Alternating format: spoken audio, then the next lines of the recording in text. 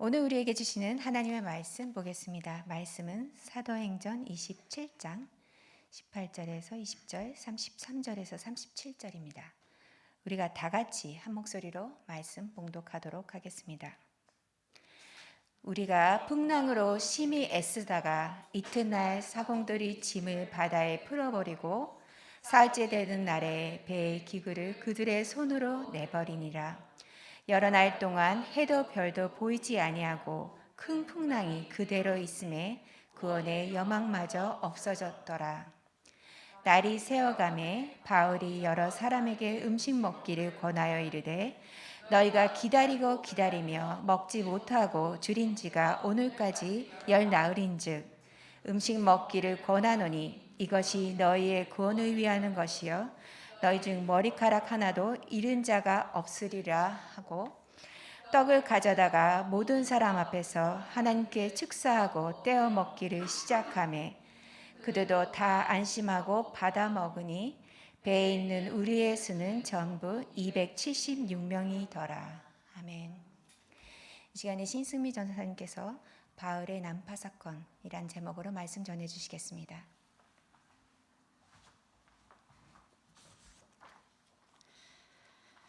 저희는 벌써 사도행전 27장 말씀까지 왔습니다. 바울이 가이사랴에서 재판을 받았지요. 그곳에서 2년 동안 그는 감옥에 갇혀 있었습니다. 이제 모든 재판을 끝내고 로마로 호송하기 위해 백부장 율리오에게 넘겨지게 됩니다. 27장에서는 사도행전에 나오는 우리는 이라고 시작되는 말씀의 네 번째 말씀입니다. 자, 여기서 우리라는 단어가 등장하는데 우리는 누구를 말할까요? 사도 바울과 누가와 아리스다고를 지칭합니다. 골로새서 4장 10절에 보면 앞에 부분에 나와 함께 갇힌 아리스다고라는 말이 나옵니다. 이 말은 무엇이냐면 누가도 그렇고 아리스다고도 그렇고 죄인의 신분으로 배를 타고 나아가는 바울과 함께 했다는 것을 알 수가 있습니다.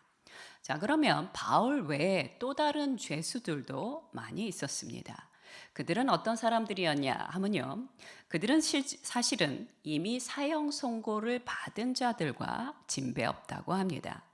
그들은 사형 선고를 받은 사람들로서 로마 시민들의 유흥을 위하여 원형 경기장으로 가고 있는 사람들이었습니다. 실제로는 로마에 도착하게 되면 그들은 죽은 거나 진배 없는 자들이었죠. 그들을 태운 배는 가이사랴에서 출발하여 먼저 시돈에 들리게 됩니다.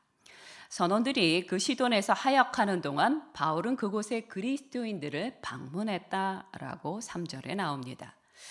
또 그들은 다시 구브로 해안을 따라 항해했으나 거친 지중해 날씨 때문에 아주 가까스로 미항이면 어떤 곳일까요? 아름다운 항구라는 이름을 가진 곳에 겨우겨우 도착을 하게 됩니다. 하지만 그들이 이 미항에 도착한 시기가 언제라고 성경에 기록되어 있냐면 성경에 보니까 금식절기가 끝난 다음이다라고 얘기합니다. 금식절기가 끝났다는 얘기는 언제냐? 9월 말에서 10월 초 중순 정도 된 것으로 추측할 수 있습니다. 그때가 되면요, 그 지중해의 날씨는 어떠냐면 바람이 심하게 불고 굉장히 폭우가 쏟아지는 그런 때를 말합니다. 그렇기 때문에 그 시기가 되면 노련한 여행자들은 절대로 항해를 하지 않습니다. 왜냐하면 죽을 수 있는 확률이 더 많았기 때문입니다.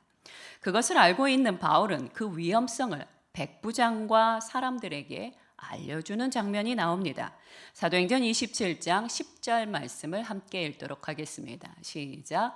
말하되 여러분이여 내가 보니 이번 항해가 화물과 배만 아니라 우리 생명에도 타격과 많은 손해를 끼치리라 하되. 자, 사도 바울이 이렇게 백부장과 선장과 사람들에게 얘기를 했지만 백부장은 바울의 말보다는 선장의 말을 더 신뢰를 해서 결국 이 미항이라는 곳에서 출항을 하게 됩니다. 자, 처음에는요, 순한 남풍이 불어서 잘 갔습니다. 배가 순조로웠는데 점차 강력한 북동풍이 불어닥치기 시작하면서 그들은 광활한 바다 한가운데서 파선되기 일보 직전이 되었습니다. 선원들은 배가 파손되는 것을 막기 위해서 밧줄로 선체를 단단히 묶었다라고 성경은 기록합니다. 사도행전 27장 20절 말씀을 한 번 더 보도록 하겠습니다. 시작. 여러 날 동안 해도 별도 보이지 아니하고 큰 풍랑이 그대로 있음에 구원의 여망마저 없어졌더라. 너무너무 강력한 그야말로 폭풍, 허리케인과 같은 바람이 배를 날 이리저리 움직이게 만들자 사람들은 이젠 죽었구나 하고 절망의 상태에 이르게 된 것입니다. 그들은 사흘째 되는 날은 배의 도구와 장비마저 모두 배 밖으로 던져버렸지만 도무지 풍랑은 잦아들 기미가 보이지 않았습니다. 바로 그 절망과 위기의 순간에 바울이 일어나 이렇게 말을 합니다. 사도행전 27장 22절에서 25절까지의 말씀입니다. 시작. 내가 너희를 권하노니 이제는 안심하라. 너희 중 아무도 생명에는 아무런 손상이 없겠고 오직 배뿐이리라. 내가 속한 바 곧 내가 섬기는 하나님의 사자가 어젯밤에 내 곁에 서서 말하되 바울아 두려워하지 말라. 내가 가이사 앞에 서야 하겠고 또 하나님께서 너와 함께 항해하는 자를 다 내게 주셨다 하였으니 그러므로 여러분이여 안심하라. 나는 내게 말씀하신 그대로 되리라고 하나님을 믿노라. 아멘. 여러분, 폭풍이 잦아들 때쯤 이 말을 한 게 아니에요. 앞으로도 폭풍은요 계속됩니다. 폭풍의 그 한 중간에서 사도 바울이 사람들에게 말씀한 겁니다. 뭐라고 얘기합니까? 이렇게 얘기합니다. 아무도 죽지 않을 것이다. 파손될 것은 오직 배만 파손될 것이다. 그러니 여러분 안심하십시오. 천사가 내게 나타나 하나님의 말씀을 전해 주었습니다. 라고 얘기하면서 뭐라고 얘기합니까? 안심하십시오. 나는 내게 말씀하신 그대로 되리라고 하나님을 믿습니다. 사도 바울은 하나님에 대한 믿음을 강력하게 피력합니다. 바울이 받은 이 응답과 환상은요, 난파 사건에서 아주 중요한 전환점이라고 볼 수 있습니다. 그 전까지만 해도 그들은 어둠과 죽음을 향해 곤두박질 치고 있었습니다. 하지만 하나님의 응답을 통해 상황이 완전히 역전됩니다. 비록 여전히 폭풍 속에 있을지라도 바울은 사람들을 믿음과 소망의 빛으로 인도하고 있습니다. 여러분 그거 아십니까? 내가 아무리 소망을 갖고 싶어도요, 믿음이 없으면요, 소망은 일어나지 않습니다. 내가 소망을 가져야 돼. 내가 긍정적으로 생각해야 돼. 아무리 그래 보십시오. 1분도 안 갑니다. 믿음이 있어야 하나님의 말씀에 대한 하나님 그분 자체에 대한 믿음이 있어야만 긍정적인 생각도 그렇고 소망도 그렇고 그때서야 비로소 내 속에서부터 올라오는 것입니다. 고린도후서 4장 6절 말씀을 함께 읽도록 하겠습니다. 고린도후서 4장 6절 말씀. 시작. 어두운데 빛이 비치라 말씀하셨던 그 하나님께서 예수 그리스도의 얼굴에 있는 하나님의 영광을 아는 빛을 우리 마음에 비추셨느니라. 아멘. 그렇기 때문에요, 우리 그리스도인들은 아무리 캄캄한 폭풍 속에 갇혀 있다 하더라도 빛나는 주님의 얼굴이 우리의 어둠을 싹 사라지게 하는 것입니다. 아멘. 아멘. 이것을 잘 알고 있던 사도 바울은 이런 고백을 합니다. 고린도후서 4장 8절 말씀입니다. 시작. 우리가 사방으로 우겨쌈을 당하여도 쌓이지 아니하며 답답한 일을 당하여도 낙심하지 아니하며. 이것이 바로 사도 바울이 그 험한 인생길을 가면서도 낙담하지 않고 절망하지 않은 중요한 이유입니다. 아무리 사방이 우겨쌈을 당해도 그는 쌓이지 않는다고 얘기합니다. 자유롭다고 얘기합니다. 답답한 일을 당해도 낙심할 수 없다고 얘기합니다. 왜요? 하나님을 신뢰하기 때문입니다. 그러니 폭풍 속에서 폭풍을 만났을 때, 폭풍의 그 중간에 있을 때 우리가 해야 할 일은 무엇입니까? 믿음으로, 하나님을 믿음으로 나아가는 것입니다. 자, 믿음이란 그럼 무엇입니까? 여러 말로 해석할 수 있을 것입니다. 믿음이란 저는 이렇게 생각합니다. 믿음이란 무엇이냐? 하나님의 능력을 발동시키는 것이랍니다. 히브리서 11장 6절 말씀을 함께 읽어보도록 하겠습니다. 시작.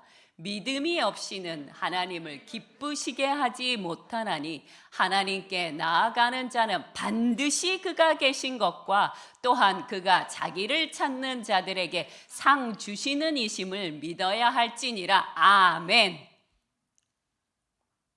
믿음이 없으면요, 여러분이 아무리 많이 헌금을 하고 많은 시간 봉사를 해도 하나님을 기쁘게 하지 못합니다. 믿음이 있어야 하나님을 기쁘시게 하고, 하나님을 기쁘시게 해야 하나님이 역사하시고, 하나님을 믿음으로 찾는 자들에게 하나님께서 반드시 상을 주신다라고 약속하고 계십니다. 그렇다면 이런 생각도 해보셔야 합니다. 그럼 만약 믿음이 없다면, 내게 믿음이 없다면 어떤 일이 벌어질까요? 믿음이 없다면요, 하나님의 능력이 내게서 나타날 리가 없다는 것입니다. 그렇겠죠? 믿음이 있어야 하나님의 능력이 나타난다면 믿음이 없는 지금의 나의 현실은 하나님의 능력이 나타날 리가 없다는 것이에요. 베드로가요, 호수를 건너고 있는데 한 새벽 1시나 3시 그쯤 됐어요. 근데 저기서 누가 오고 계세요. 제자들은 유령인가 싶어서 두려웠습니다. 그런데 알고 봤더니 예수님이셨어요. 예수님이 물 위를 걸어오고 계셨습니다. 그 모습을 보자 베드로가 예수님께 요청을 했습니다. 뭐라고 요청했죠? 예수님, 저도 예수님처럼 물 위를 걷고 싶습니다. 라고 요청을 하자 예수님이 이렇게 말씀하십니다. 정말 우리 예수님은 쿨하세요. 내게로 오라. 물 위를 걸으라. 아주 간단하게 얘기하셨어요. 그 말씀을 듣자 베드로가 배에서 나가서 한 발을 디뎠는데 진짜 물 위를 걷기 시작했습니다. 베드로가 물 위를 걷기 시작했어요. 그런데 물 위를 걷다가 갑자기 바람을 보게 됩니다. 심하게 움직이는 바람을 보게 됐어요. 느끼게 된 거죠, 바람을. 그 순간 베드로의 마음에 의심이 확 들어왔습니다. 베드로의 마음에 의심이 확 들어오게 되자 어떻게 됐다고요? 그가 물에 빠지기 시작했습니다. 물에 빠지기 시작하자 베드로가 나 좀 살려달라고 소리를 질렀다라고 성경은 기록하고 있습니다. 마태복음 14장 32절에 보면 그때 예수님께서 이렇게 반응하십니다. 마태복음 14장 31절 시작. 예수께서 즉시 손을 내밀어 그를 붙잡으시며 이르되 믿음이 작은 자여 왜 의심하였느냐 하시고. 아이고 내가 네가 넘어질 줄 알았다. 빠질 줄 알았다. 이렇게 얘기하신 게 아니에요. 너는 어째서 의심하였느냐? 믿음이 적은 자여. 자, 그렇다면 만약 베드로가 의심하지 않고 계속 믿음을 지켜나갔다면 어땠을까요? 계속 걸었을 겁니다. 계속 물 위를 걸어서 예수님에게까지 갔을 것입니다. 우리도 믿음으로 행할 때 하나님의 능력이 역사됩니다. 하지만 폭풍에 사로잡혀 있듯 절망과 의심에 휩싸여 있다면요, 하나님의 능력은 꿈쩍도 하지 않습니다. 십계명의 세 번째 계명이 뭔지 아십니까? 이미 아실 거예요. 너는 내 하나님 여호와의 이름을 망령되게 부르지 말라라는 말씀입니다. 자, 이 명령은요, 하나님의 이름을 함부로 남발하거나 함부로 하지 말라는 의미도 있고요. 또 하나의 의미는 뭐냐면 하나님의 백성이라는 신분에 걸맞게 책임과 권세와 권리를 누리며 살라는 명령이기도 합니다. 나는 하나님의 백성이라고 말만 그렇게 하고 전혀 하나님의 백성답지 않게 살아갑니다. 그건 역시 하나님의 이름을 망령되이 일컫는 것입니다. 내가 하나님의 백성이라고 말하면서도 내 안에 있는 하나님의 능력과 말씀은 전혀 의식하지도 않고 믿지 않고 살아가고 있다면 이것은 어떤 의미냐? 하나님의 이름에 따라오는 능력과 성품, 바로 그분 자체를 무시하는 행위가 되는 것입니다. 우리는요, 우리의 죄를 회개하고 예수 그리스도를 영접하는 그 순간, 바로 거룩한 하나님의 자녀로서 하나님이 우리에게 허락하신, 하나님이 자녀들에게 허락하신 능력과 권세와 영광을 누릴 수 있는 자격도 함께 얻은 것입니다. 믿으십니까? 아멘. 그런데도 여전히 내 자신과 세상에 대한 의심과 절망 속에 계속해서 빠져가고 있는 중이라면 그것은 뭔가 이상한 것입니다. 베드로전서 2장 9절 말씀을 함께 보도록 하겠습니다. 시작. 그러나 너희는 택한 족속이여 왕같은 제사장들이여 거룩한 나라여 그의 소유가 된 백성이니 이는 너희를 어두운 데서 불러내어 그의 기이한 빛에 들어가게 하신 이의 아름다운 덕을 선포하게 하려 하심이라. 아멘. 이것이 바로 예수 그리스도를 믿는 우리가 평생 살아가야 될 길입니다. 하나님의 그 아름다운 덕을 선포하기 위하여 여기 계신 한 분 한 분을, 영상으로 예배드리시는 여러분을 세우신 것입니다. 그 말씀은 뭐예요? 하나님이 우리에게 허락하신 그 모든 능력과 권세를 보여주라는 것입니다. 펼쳐보라는 것입니다. 누려보라는 것입니다. 그래야만 믿지 않는 사람들이 예수 믿는 사람들을 보니 정말 하나님이 계시구나 라고 고백이 나온다는 것입니다. 혹여라도 내 속에서 너는 별거 아니야, 너는 아무것도 아니야 라는 의심의 소리가 들려올 때마다 우린 이렇게 말해야 됩니다. 그래, 맞아, 난 아무것도 아니지. 하지만 능력의 하나님께서 나의 아버지가 되주셔 라고 맞받아칠 줄 알아야 합니다. 이 일을 언제까지 해야 될까요? 죽을 때까지 해야 합니다. 저는 지금도 하루에도 여러 번 그렇게 맞받아치면서 살고 있습니다. 내 마음이 쪼그라들 때마다, 내 마음에 하나님에 대한 의심이 들 때마다, 세상이 엄청나게 거대해 보일 때마다, 그래, 맞아, 나는 그런 사람 맞아. 하지만 위대하신 하나님께서 나의 아버지셔, 나에게 권세를 주셨어, 능력을 주셨어 라고 맞받아치며 싸우고 있습니다. 자, 폭풍이 시작된 지 14일째 되는 날 밤이었습니다. 노련한 사공들은 자신들이 육지에 가까이 왔음을 감지한 다음에 깊은 밤이 되어 배에 있는 사람들이 자 잠들었을 때쯤 닻을 더 내리는 척하면서 거룻배로 이렇게 바다에 던져서 자신들만 육지로 도망가려고 했습니다. 아무래도 보아하니 배가 파손될 것 같으니까 작은 배를 내려서 자기들만 살려고 했던 것입니다. 근데 그것을 알아차린 사도 바울이요, 백부장과 군인들에게 그것을 고하게 됩니다. 그 장면이 사도행전 27장 31절에서 32절 말씀에 나옵니다. 함께 읽겠습니다. 시작. 바울이 백부장과 군인들에게 이르되 이 사람들이 배에 있지 아니하면 너희가 구원을 얻지 못하리라 하니 이에 군인들이 거룻배를 끊어 떼어 버리니라. 아무도 나가지 못하도록 작은 거룻배를 잘라버렸습니다. 죽으나 사나 같이 있게 만든 것입니다. 자, 그날 밤이 지나고 새벽이 가까이 오게 되었을 때 바울은 14일 동안 제대로 먹지 못했던 사람들에게 음식을 권하며 이런 말로 위로했습니다. 사도행전 27장 34절 후반절 말씀에 보면 이렇게 얘기합니다. 함께 읽겠습니다. 시작. 너희 중 머리카락 하나도 잃을 자가 없으리라 하고. 아멘. 머리카락 한 개도 잃어버리지 않을 거다 라고 그렇게 위로했습니다. 그러자 127명의 사람들이 안심하며 배부르게 먹었다라고 성경은 얘기하죠. 배부르게 먹은 다음에 어떻게 했냐? 배를 가볍게 하기 위해서 배 안에 있던 모든 식량들을 바다로 던져버렸습니다.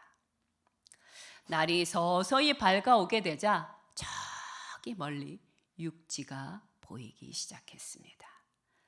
그러나 안타깝게도 바울이 탄 배는요, 그 육지로 가까이 가면 갈수록 두 개의 강력한 물살 사이에 걸려 배가 꼼짝을 하지 못했고 배 뒤쪽은 거센 파도에 부딪혀 깨어져 나가기 시작했습니다.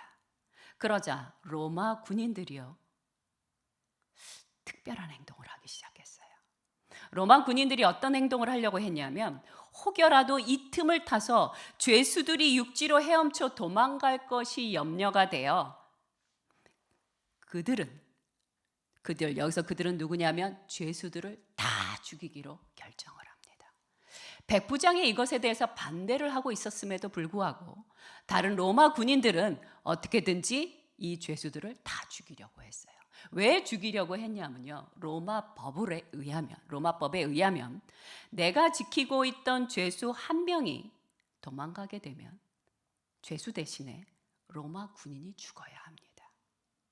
그것이 로마의 법이었어요. 그래서 빌립보의 감옥을 지키던 간수가 죄수들이 모두 도망간 줄로 생각하여 어떻게 했습니까? 스스로 자결하려고 했던 것 기억하시죠? 똑같습니다.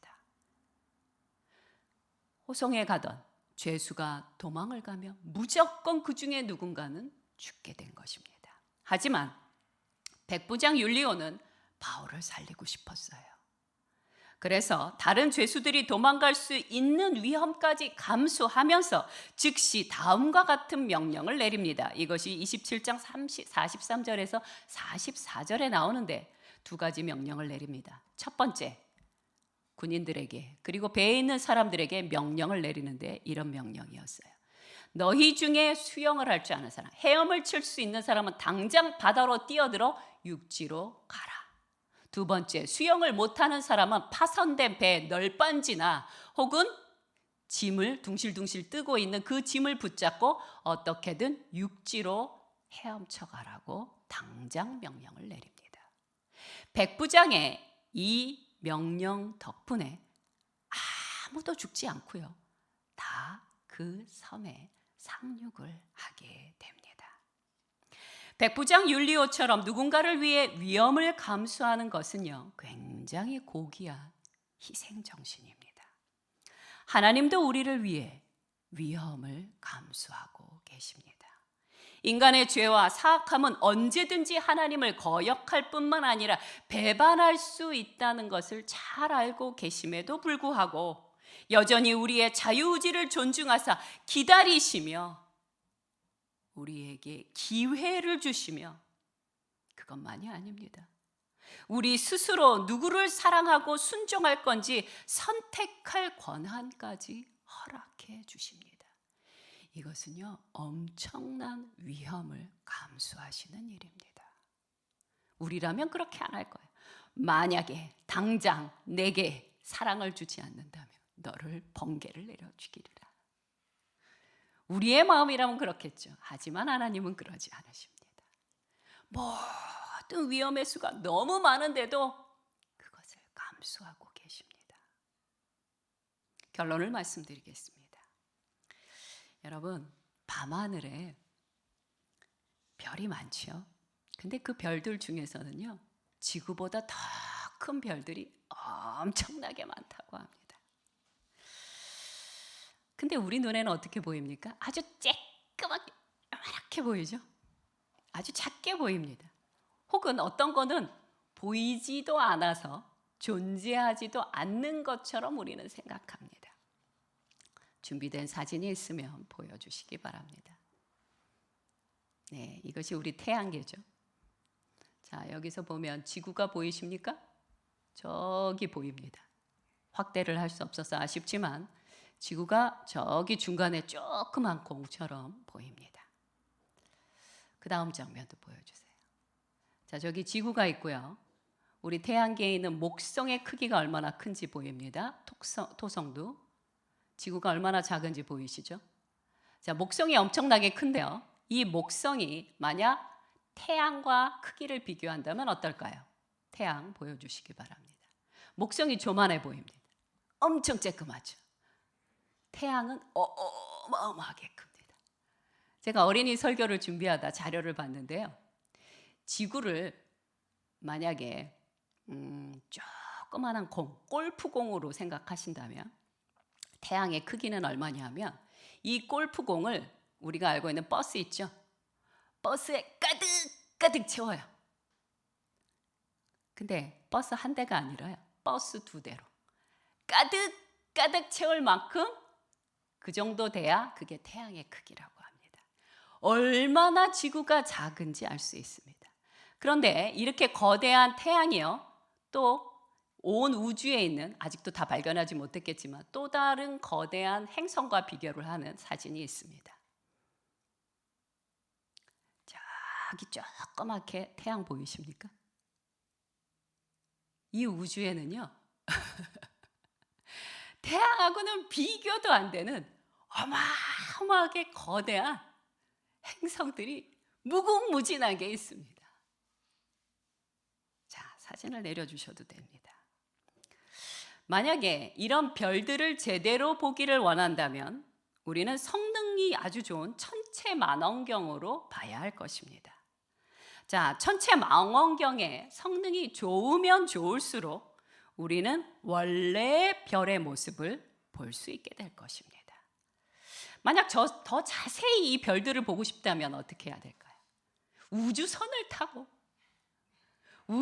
타고 날아가서 그 별, 행성 가까이에 가서 보면 더 크고 위대한 별을 감상할 수 있을 것입니다. 만약에 우리가 성능이 좋은 천체망원경처럼 좋은 믿음을 갖고 있다면 크고 위대하신 하나님을 온전히 제대로 알게 될 것입니다.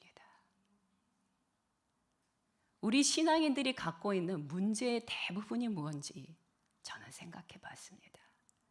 그 문제의 대부분의 원인은 뭐냐면 크고 위대하신 하나님을 작은 하나님 혹은 마치 없는 하나님인 것처럼 여기는 것이 우리 신앙인들의 문제라는 것입니다. 내게 작게 보인다고 해서 별이 작은 것이 아닌 것처럼 내가 못 본다고 해서 하나님이 안 계신 것이 아닙니다. 하나님은요, 끝이 없는 우주를 창조하신 광대하신 분입니다.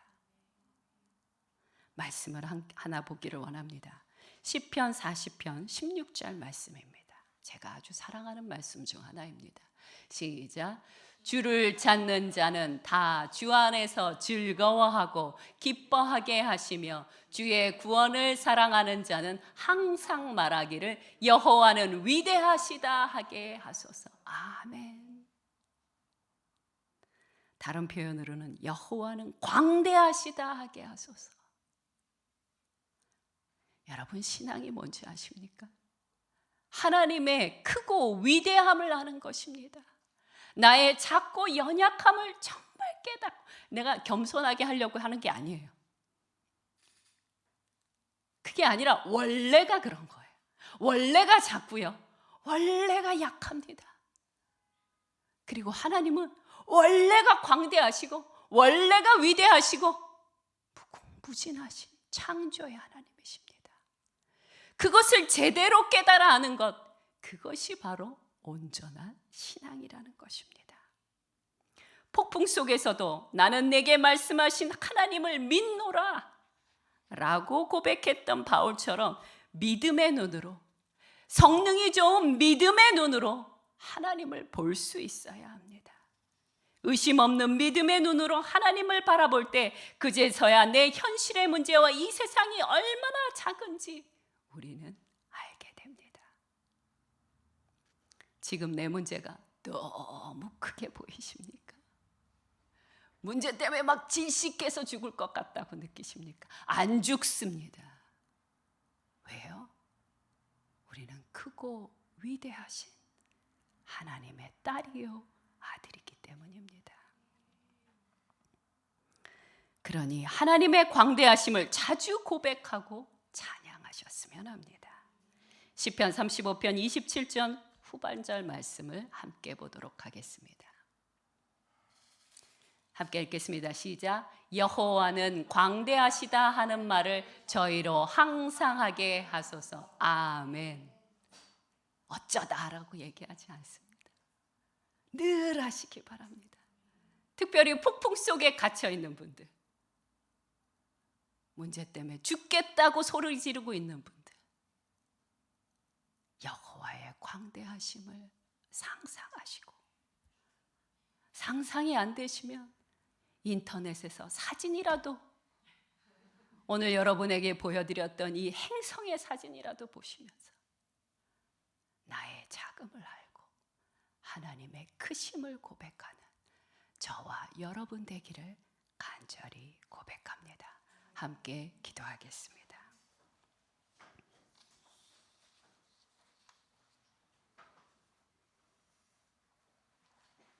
우리는 죄와 죽음을 이기신 예수 그리스도의 이름을 가진 그리스도인들입니다. 그러니 성능 좋은 믿음의 만원경으로 하나님께서 내게 주신 세상을 제대로 보고 제대로 이해하고 내게 주신 그 축복들을 누리며 살아가시기를 소망합니다. 하나님은요, 우리가 산을 움직이고 바다를 가르는 위대한 믿음의 소유자로 살아가기를 간절히 원하고 계십니다. 그러니 그 믿음에 동참하기를 원하시는 분들은 오늘 기도하시기 바랍니다. 하나님의 크고 위대하시고 광대하심을 찬양하시기 바랍니다. 함께 기도하겠습니다.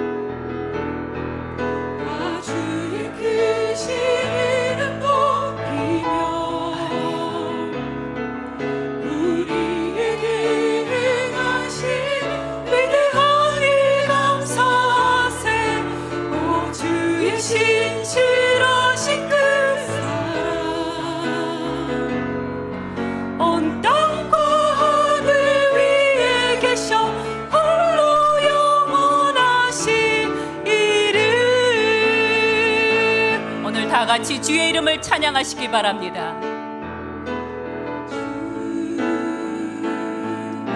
여호와는 광대하시도다. 그 거룩한 하나님 성에서 찬양할지어다.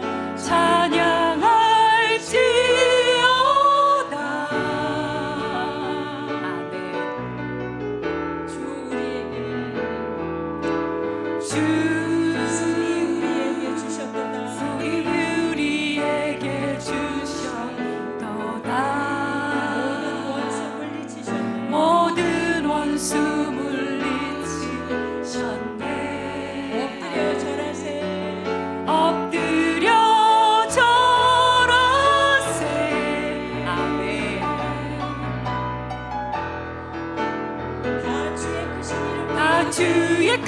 크신 이름 높이며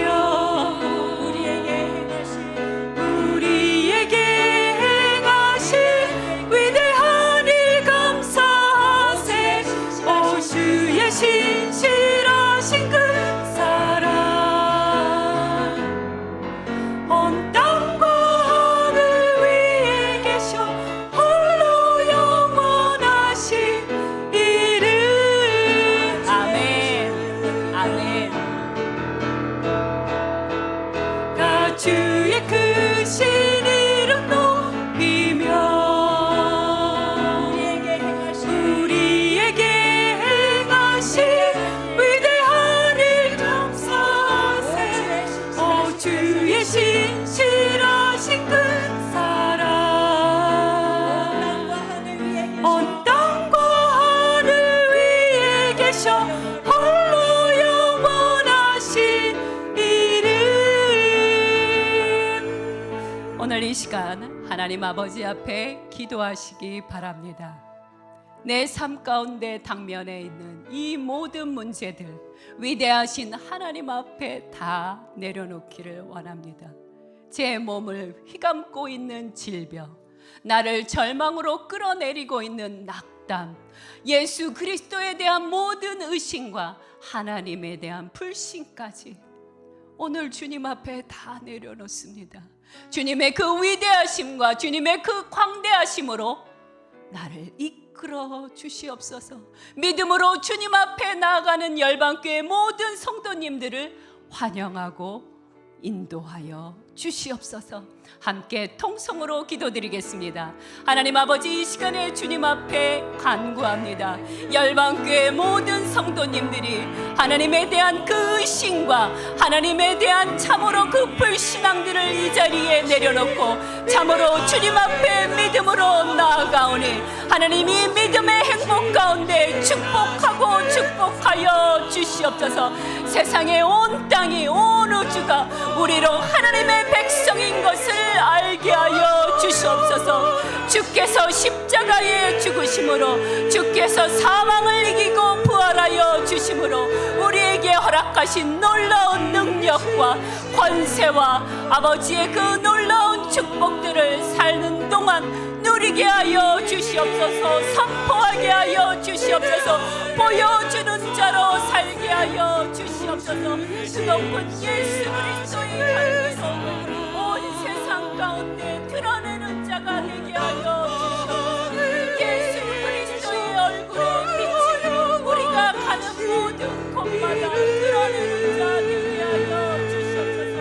믿음으로 나아가오니 하나님, 믿음으로 선포하는 모든 자 가운데 하나님이 부어주시는 소망으로 넉넉하게 하여 주시옵소서. 넉넉함으로 이 폭풍과 같은 십자가의 하나님 되게 하여 주시옵소서. 견딜 뿐만 아니라 이겨내고 승리하는 주님의 자녀의 권세자 되게 하여 주시옵소서. 땅과 하늘 위에 계셔 홀로 영원하신 이름. 그러니 오늘 이 시간에 믿음으로 기도해 주시기 바랍니다. 열방교회 우리 어린아이들을 위해서 기도해 주시기 바랍니다. 고열로 인하여 고생하고 있다고 합니다. 주님, 이 시간에 예수 그리스도의 이름으로 간구하오니 우리 어린아이들을 그 질병에서 자유케 하여 주시옵소서. 하나님, 우리 성도님들을 질병에서 자유케 하여 주시옵소서. 질병에서 낫게 되는 그 기적과 같은 일이 예수 그리스도의 이름으로 행하여지게 하여 주시옵소서라고. 여러분에게 아픈 부위가 있습니까? 그 아픈 곳에 손을 대고 오늘 이 시간 간절히 기도해 주시기 바랍니다. 함께 기도하겠습니다. 하나님 아버지, 이 시간에 하나님 우리 성도님들의 질병을 위하여 기도합니다. 주님, 예수 그리스도의 이름으로 손을 얹고 기도할지 나음을 입었다는 주님의 말씀에 순종하여 기도합니다. 하나님, 이 질병이 우리에게서 떠나가고 자유케 되게 하여 주시옵소서. 감사케 되게 하여 주시옵소서. 하나님의 기적을 경험하는 오늘이 되게 하여 주시옵소서. 하나님, 우리의 연약한 심령을 위하여 기도합니다.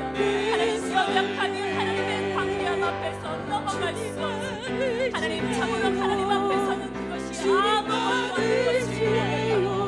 하나님 우리의 연약한 마음을 손으로 부어 기도하고 주님 감동해 주게 하여 주시옵소서. 하나님 우리의 결핍 하나하나 어린 가운데 떠올리며 방법 하나님 부족한 재정 불안한 결혼 생활 하나님 엎드러진 우리 인간 관계와 어떻게 풀어야 될지 모르는 삶의 모든 문제들 가운데 주님 역사하여 주시옵소서.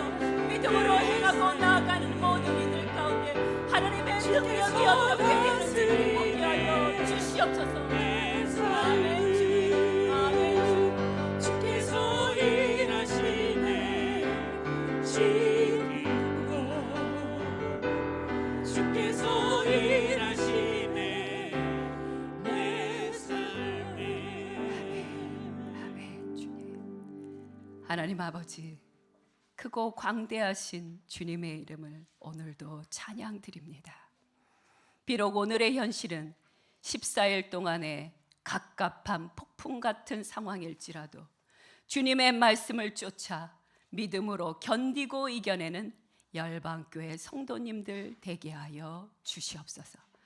믿음으로 살겠사오니 하나님의 능력으로 역사하여 주옵소서. 감사드리며 예수 그리스도의 이름으로 기도드렸나이다. 아멘.